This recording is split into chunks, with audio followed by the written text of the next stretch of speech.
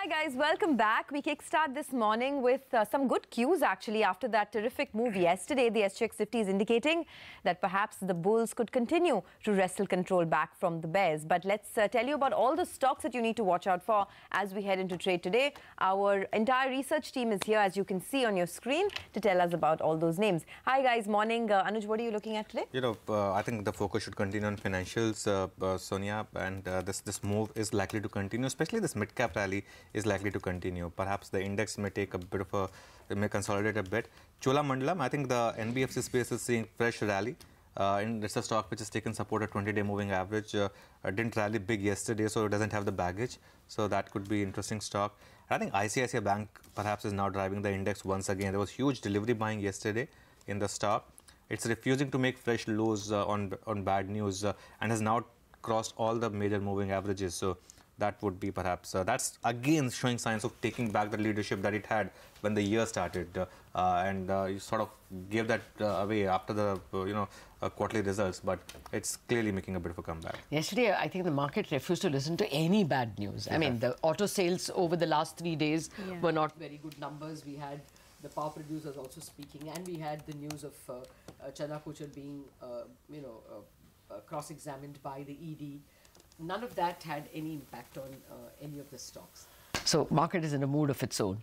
Mangalam, the ITC stock, of course, was smoking in favor of the bulls. Absolutely. Yesterday it ended at the high point of the day. The street was believing and we told them that the company has revised the prices of a few of its cigarettes high by anywhere between 7 to 15%. Then we got an official comment coming in from ITC saying that yes, they have marginally revised the prices of a few of their cigarette brands. So in a sense, congruent to what we have been reporting.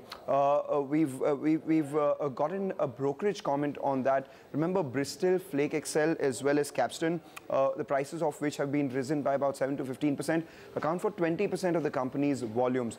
Morgan Stanley has written that this is positive, primarily because this improves the visibility of the operating profit going forward. These are non-tax related price hikes, and if you include the price hike that the company had taken in December, 3% of their of the cigarette portfolio has seen a bit of a price hike, or a price hike of 3% has been seen. They're overweight on the stock with a 320 rupee target price, but remember the stock ended at the high point of the day yesterday. Let's see how much it. Let's see what happens in today's trading session. Hey, many congratulations to you, Mangalam, for breaking that story.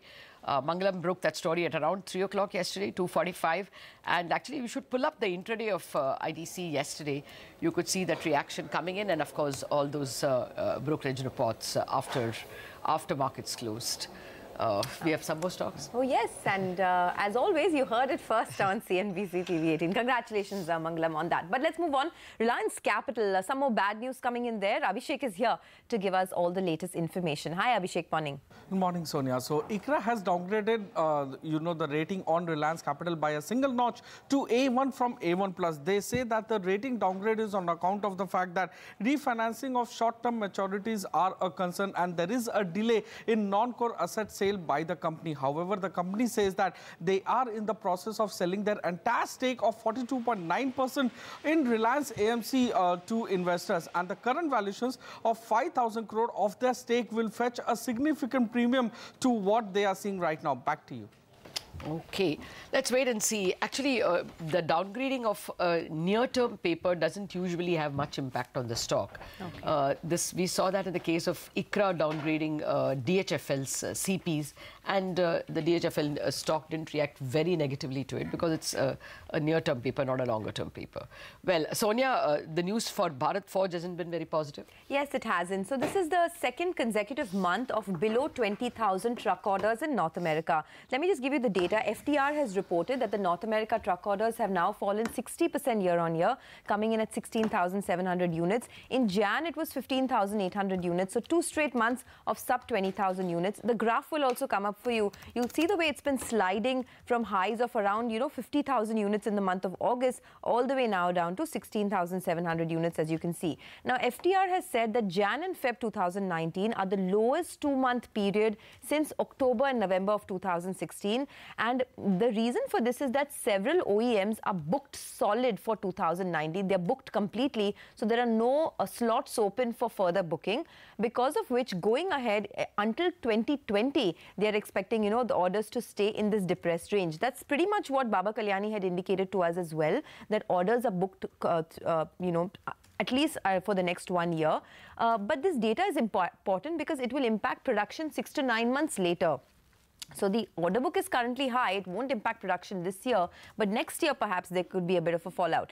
Now, 15% of Bharat Forge's sales comes from the North America truck market, but I must mention that perhaps a lot of the bad news is in the price, because the stock Bharat Forge has fallen about 30% in the last 1 year already. Oh, yes, in fact, it's rallied a lot now from the last in last 2 weeks, from 490 to 526, and if this is the start of a fresh mid-cap bull market, then perhaps it would be, for all you know, among the top gainers today, because like we saw with the Eicher yesterday, the market wants to believe the worst is over. Anyway, let's move on now. Edelweiss was up 10% yesterday, and post-market there was some news on some capital infusion.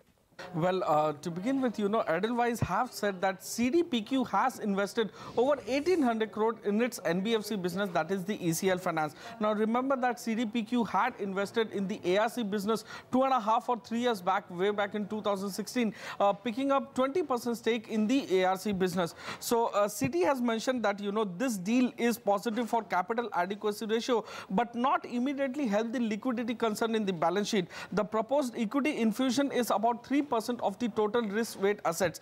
MS Morgan Stanley has also mentioned that prima facie, this should be positive for the stock, should build investors' confidence in addition to, you know, strengthening the balance sheet. Back to you. Okay, Abhishek, thanks a lot for that.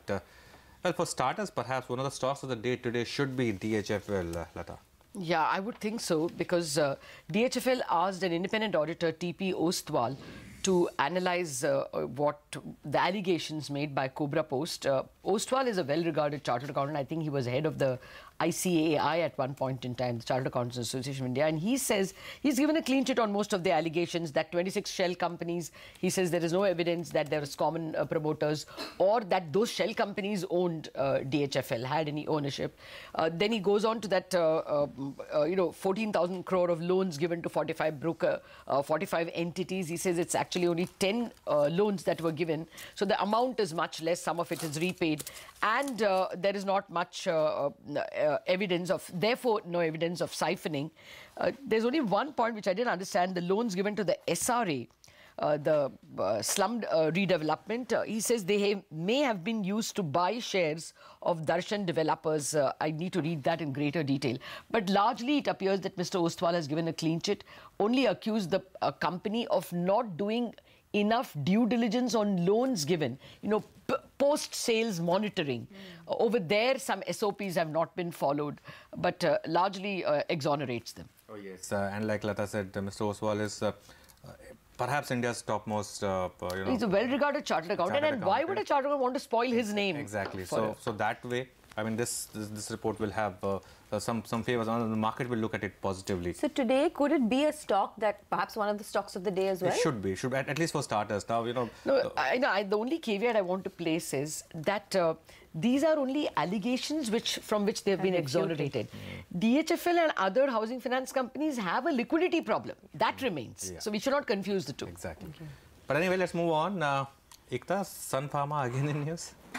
Yes, well, there are fresh reports indicating that SEBI has sought an explanation from Sun on the alleged fund diversion of 42,000 odd crores via Aditya Medisales, which is their domestic distribution arm, which will now be transferred to a subsidiary. So, so the reports indicate that 2 letters were sent by SEBI to Sun, which was dated Jan 28th and Feb 18th, and they've asked them to furnish details with regards to Aditya Medisales operations. Remember that we already knew that SEBI had basically reached out to Sun in terms of 2 queries, and that Sun had responded to them. They had spoken about this in the Q3 conference call quite extensively as well. So now what the uncertainty will continue to probably loom on Sun, so you can expect the stock to probably be in the red. And the other thing is basically about how exactly SEBI would respond to all of these details. Okay, thanks a lot, Ekta, for that. But there are many more stocks in the news this morning, I assure you. And Anisha is here to give you the complete lowdown. Hi, Anisha. Morning. Hi Sonia, good morning. Oh well, yes, I have an entire list. So let me start with HCL Tech because Credit Suisse has written a note on it and they maintain the company as the top pick in the sector. They believe that the valuations versus the peers are still reasonable. Moving on to Quick Heal, wherein the board has approved a buyback of around 9% equity. The buyback price is 275 versus the current market price of 225.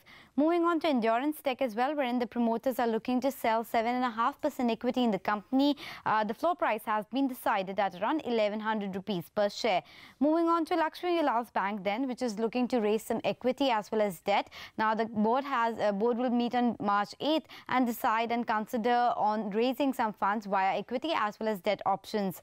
Z Media will be in focus because remember, one of the promoter groups, which is Arm Infra, has actually sold 1.27% stake in the company in open market. These companies have been plagued with issues of pledge as well as promoter holding, so this will be in focus. Similar is the case with Dish TV, wherein the promoter has sold 0.5% equity as well as a lot of pledge shares have been released. And lastly, keep an eye out on Relaxo Footwear because SBI Mutual Fund has bought around 3% equity in the company and the promoters have sold. Back to you. Okay, thanks a lot for that. Well, all of these stocks will be in focus. In case you missed out on any, here's a quick recap. Stocks with positive news flow: ITC, Cholamandalam Finance, ICICI Bank, Edelweiss, HCL Tech, DHFL, Quick Heal, Lakshmi Vilas Bank and Relaxo Footwear. While stocks with negative news flow this morning: Reliance Capital, Bharat Forge, Sun Pharma, Endurance Tech, Z Media and Dish TV. All right. Here's some more news. Data from aircraft tracking sites have shown that Jet Airways has 49 of its aircraft grounded. This is almost 40% of the airline's fleet of 123 planes.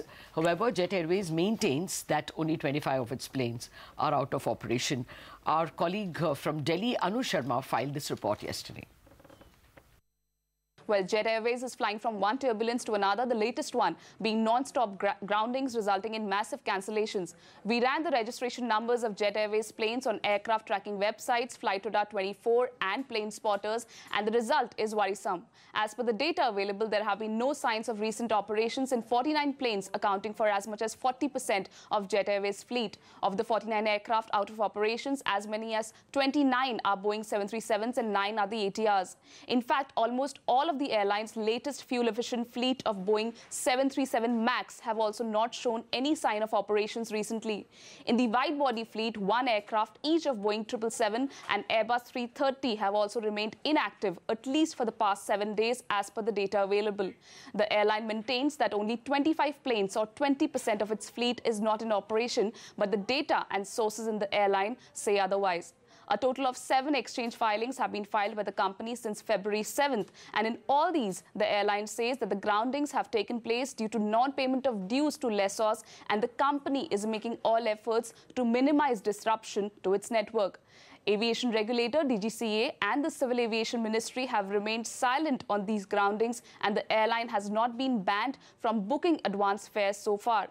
Massive debt, unpaid pilots, a rescue plan still in muddy waters. Jet Airways continues to remain in air pocket. Back to you.